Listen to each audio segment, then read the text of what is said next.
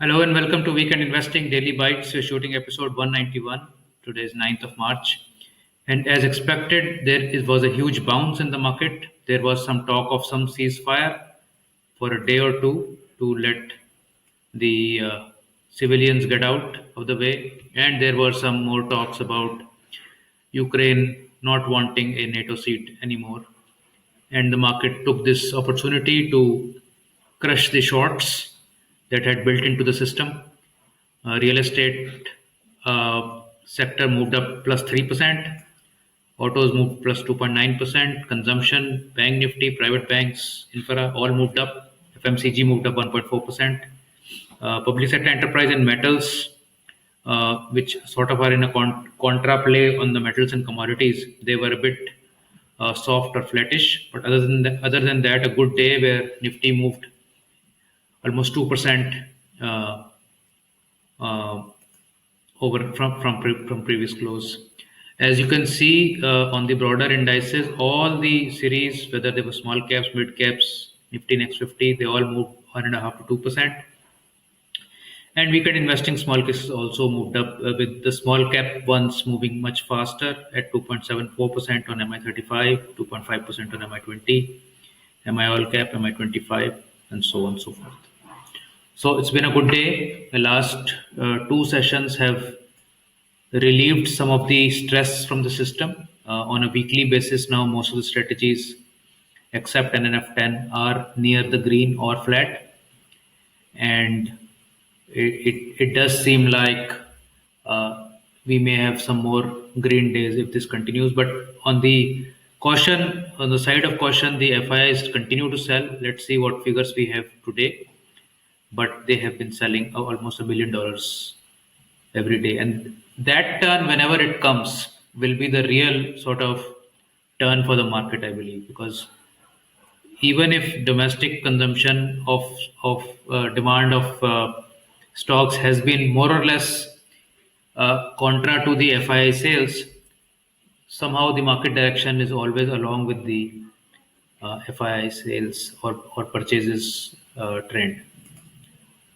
Today's top gainers in CNX 500 index: IOL Chemicals up 20%, MAS Financial 16%, India Bull Housing, Venky's, TV18 Broadcast. These were hammered down in the last few sessions. They've bounced back, but some names were still sluggish: Bajaj Electric, Coforge, Petronet, Blue Star, Bosch.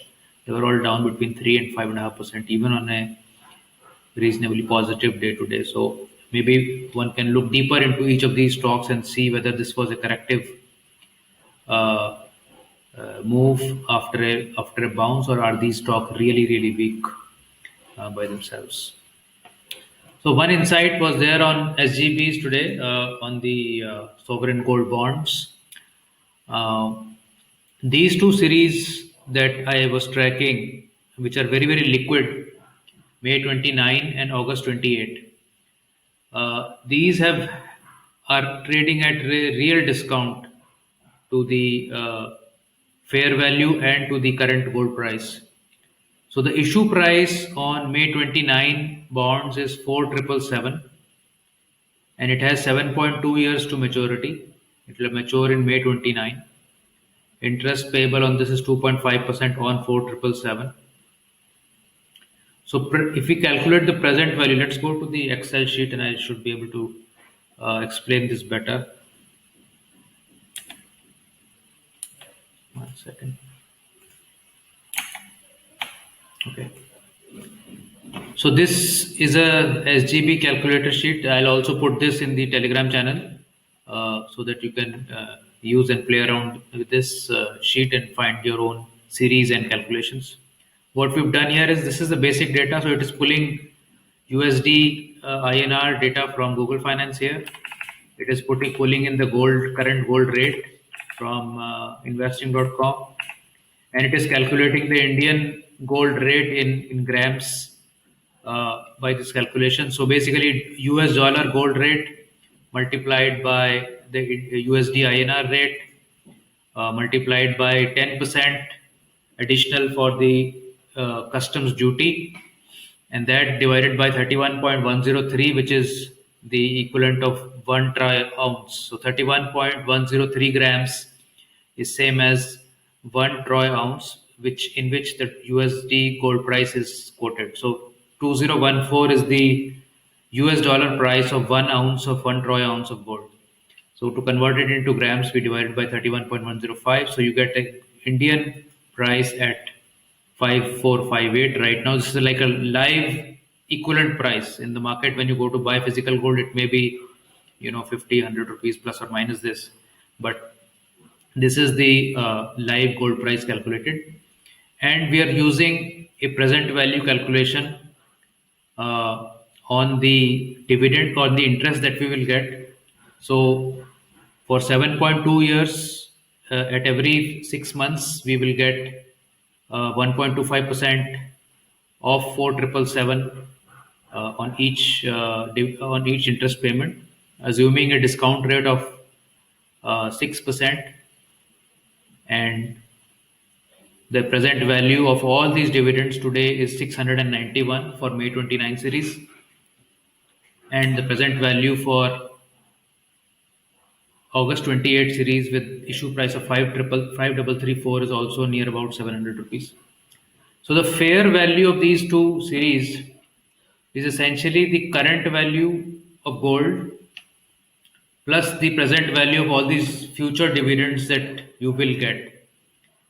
So the fair value is 6149 and 6161, let's say 6150 for both of these series. And the current market price in the secondary market is this May 29 is available around 4810. SGB August 28 is available around 4870. So there is about a 26-28% discount on the fair market value. So if you are a long-term gold holder who is comfortable holding sovereign gold bonds for maturity in May 29 or in August 28, essentially you're getting gold cheaper by 26% or 28% as the case may be, versus the current market. So if you were suppose going to buy gold today, but you are going to hold it for the next 7 years, 6.5 years, you are essentially getting maybe about 4% additional returns per year. So 7 years and about 28%, about 4% additional return per year if you hold it to maturity. But the only catch is that these discounts will remain for a few years, unless the market inefficiencies change. So if you are a long term holder, there's no problem. You're getting 4% additional on gold. Of course, gold can move up or down. It could go lower in the next 7 or go up in the next 7. Nobody can really guarantee that. But the sense is that gold usually moves at a CAGR of about 11% over a long period of time. So there should be no concern on that front. If we were to compare the current market price versus the current gold price and not ignore the interest as of now, even then these are quoting almost 13 or 12% lower. So either way, I mean, whether you're looking at gold discount to current market price discount to current gold price or current market discount to fair value, both ways these are available pretty attractively. The only catch being that you will need to hold this to maturity or to early redemption, whatever comes, whatever you may like. On the only issue with early redemption is that the capital gains benefit that you have when you're holding till final maturity is not available, or at least it is not clear on that front so far. So I will be sharing this sheet in the Telegram channel. You can plug in your own series, own time to maturity, and figure out these fair values. And I hope this will benefit you in allocating some money towards gold. Gold should not be looked at as a short-term trade, in my opinion, unless you are trading that, but as a long-term hedge to your portfolio. So with that, I end this daily bite, and I hope to see you in another video. Thanks. Bye.